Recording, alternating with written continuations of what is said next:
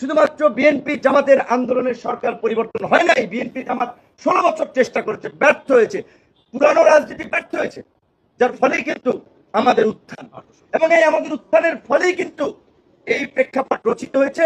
এবং অবশ্যই সেই প্রেক্ষাপট তৈরিতে সকল রাজনৈতিক দল, সামাজিক সংগঠন, নাগরিক সংগঠনের কন্ট্রিবিউশন আছে। কিন্তু আমাদের মূল্যায়নটা সরকার কি করেছে? বরঞ্চ সরকার পদে পদে আমাদেরকে করেছে, আমাদেরকে লাঞ্ছিত করেছে, অপমানিত করেছে, অপদস্থ করেছে, শুধু আমাদেরকে না, এই গণঅভ্যুত্থানের অনেক অংশীদারদেরকে।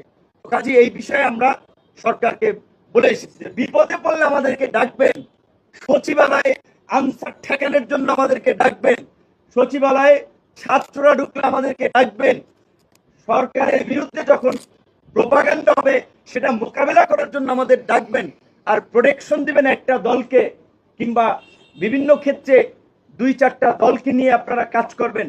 এই ধরনের আপনাদের বৈষম্যমূলক নীতি আমরা পরিবর্তন চাই। ডক্টর ইউনূসকে নিয়ে আমরা অনেক আশাবাদী হয়েছিলাম, অনেক স্বপ্ন দেখেছিলাম, এবং স্বপ্নের বাংলাদেশ বিনির্মাণ করতে চেয়েছিলাম। 11 মাসে আমাদের স্বপ্ন দুঃস্বপ্নে পরিণত হয়েছে। সেই কারণে এখন আমরা শঙ্কায় আছি যে এই গভর্নমেন্টের ট্রানজিশনটা শান্তিপূর্ণ হবে কিনা, বাংলাদেশে আগামী নির্বাচন অবাধ, সুষ্ঠু, নিরপেক্ষ হবে কিনা, সেটি নিয়েও এখন শঙ্কা তৈরি হয়েছে। তাই আমরা সরকারকে বলতে চাই, যেই শঙ্কা তৈরি হয়েছে রাজনৈতিক মহলে, নাগরিকদের মধ্যে উদ্বেগ উৎকণ্ঠা, সেটা নিরসনে ভূমিকা নিন।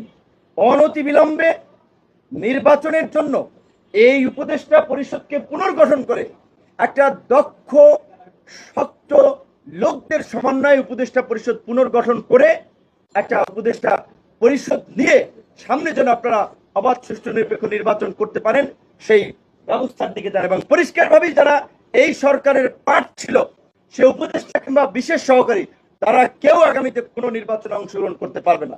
কারণ গাছের আগারটাও খাবেন, তলারটাও খাবেন। মানুষ কি আঙ্গুল চুষবে? সরকারের উপদেষ্টা থেকে সরকারি সুযোগ সুবিধা ভোগ করবেন, প্রশাসনে নিজেদের লোক সেট আপ দেবেন, আবার নির্বাচনে অংশ নেবেন। যেখানে পরিষ্কার কথা আমরা আজকে জানিয়ে দিচ্ছি, সরকারের যারা পার্ট ছিল, উপদেষ্টা কিংবা বিশেষ সহকারী, যে কোনো পর্যায়ে যারা সরকারের বেনিফিশিয়ারি ছিল, অন্তর্বর্তীকালীন সরকারের, তারা যেন আগামীতে নির্বাচন না করতে পারে, সেই বিষয়ে সরকারের সুস্পষ্ট একটা নির্দেশনা থাকতে হবে। একই সাথে এই প্রশাসন দিয়ে আগামীতে কোনোভাবেই সুষ্ঠু নির্বাচন সম্ভব নয়। প্রশাসনকে পুনর্গঠন করতে হবে, প্রশাসনের মধ্যে দক্ষ, পেশাদার লোকদেরকে চিহ্নিত করে প্রশাসন ঢেলে সাজাতে হবে।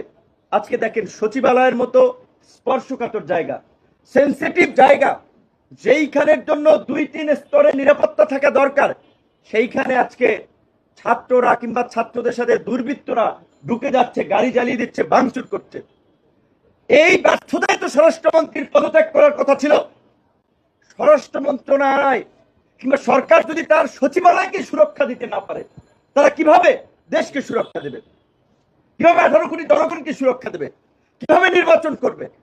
আমি একটা ঘটনা, আমার এলাকার ঘটনা বলেছিলাম, যে একটা এলাকা অবরুদ্ধ হয়েছিলাম, শেষ পর্যন্ত সেনাবাহিনীর হস্তক্ষেপে সেখান থেকে মুক্ত হতে হয়েছে। 300টি আসনে যে নির্বাচন হবে, এই পরিস্থিতি তৈরি হলে তারা কিভাবে আপনার ট্যাকেল দিবে? যেই কারণে কিন্তু আমরা বারবার বলছি যে অবশ্যই রাতারাতি আমরা ডিসি তৈরি করতে পারবো না, এসপি পয়দা করতে পারবো না, ওসি ইউনো পয়দা করতে পারবো না। এই প্রশাসনের মধ্যে যারা আছে তাদেরকে ট্রেন করে, তাদের মধ্যে যারা দক্ষ, পেশাদার, তাদেরকে দায়িত্ব আনতে হবে। এখানে বিভিন্ন কোঠায় ভাগ করা যাবে না, বিএনপির কোঠায়, জামাতের কোঠায়, উপদেষ্টা কোঠায়, তারপরে বিভিন্ন কোঠায় কোঠায় ভাগ করে প্রশাসন চালানো যাবে না, সরকার চালানো যাবে না। যে কারণে আমরা বলছি, আজকে কতগুলো সিদ্ধান্ত সরকার নিচ্ছে, আমরা নতুন করে শঙ্কায় পড়ছে এই সমস্ত সিদ্ধান্তের কথা শুনে।